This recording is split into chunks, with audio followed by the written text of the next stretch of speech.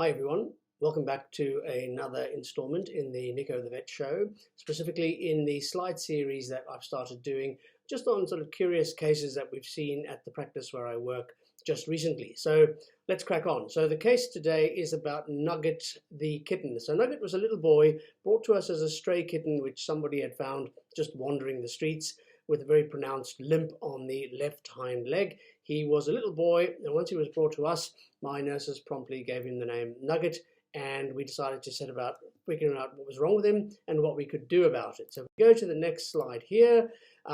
This is him lying on his side. So this is his tummy here, full of intestines. This is the bottom of the hip bone. That's the actual hip joint there. There's the thigh bone coming down. There's the bottom of the thigh bone there with the kneecap floating on top, shin bone coming down here, ankle there, and then the bones to the feet. So to state the obvious, that's a thigh bone fracture. So the thigh bone here, this bit here, should be connected to that bit there. So in effect, what he's done is, if you imagine those are the two parts of the bone, he has fractured, and the lower part of the fracture has slid forwards under it. So a fracture like that, the fracture is broken off, the bone has slid forwards and under the rest of the knee. So that bit is now under the part of the thigh bone that forms the knee. And because it's been here for so long, we estimated him as being at about 6 weeks old because he was just over 600 grams. The size of these bones is tiny. This was fractionally bigger than a match, perhaps 2 matches at most held together. So absolutely tiny bones. And because this had been fractured for so long and was so badly out of position, the body just decided to try and heal the whole thing. And if you look closely, you can see there's sort of a whitish halo around the whole lot there. Now that is just scar tissue forming inside as the body says, well, if I can't have this in the right position, some leg, even though it's a wonky leg, is better than no leg.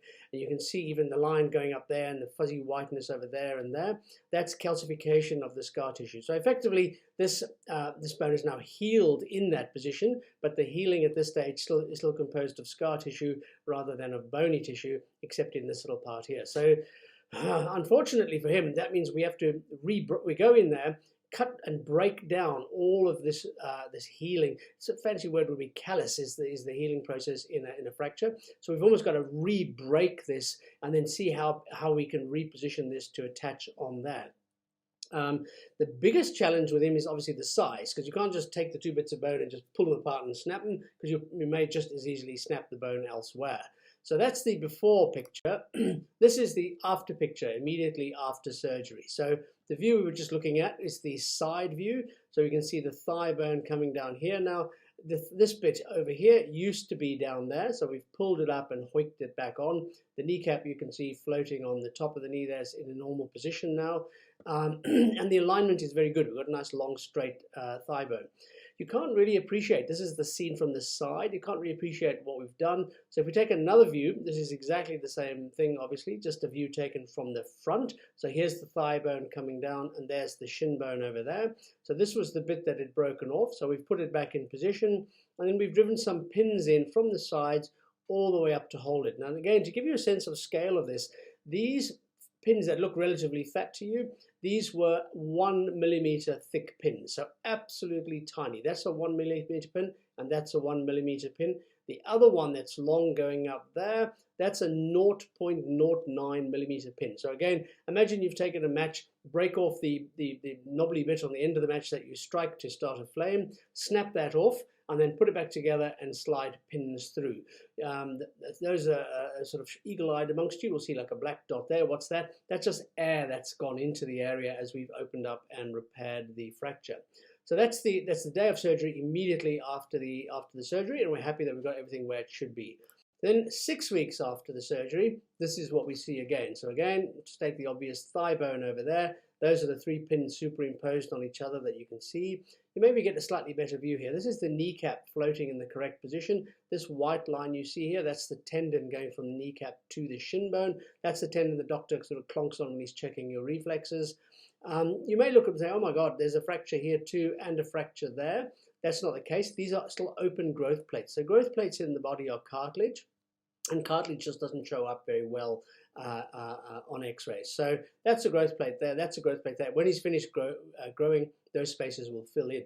And in fact, where he fractured through the bottom of the thigh bone was through the growth plate. So you can see on this on the shin bone, the weak spot here would be the black lines, the cartilage bits, and indeed that's where he fractured there.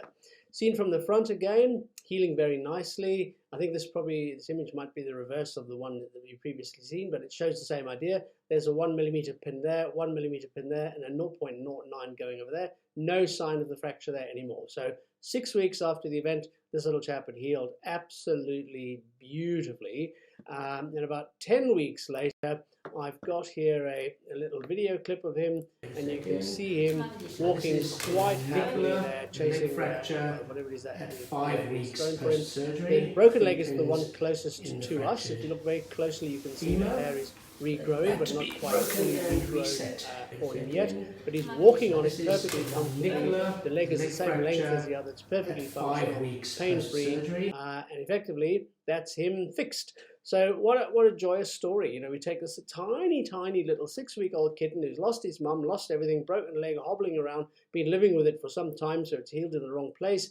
You know, nobody's there to help him, and a very kind member of the public picked him up, brought him to us, we patched him together, and you can imagine no problem at all finding a new home for him. So thank you for tuning in. What a wonderful story. Congratulations to Nugget for healing so well, and thank you to all of you for tuning in. Thank you.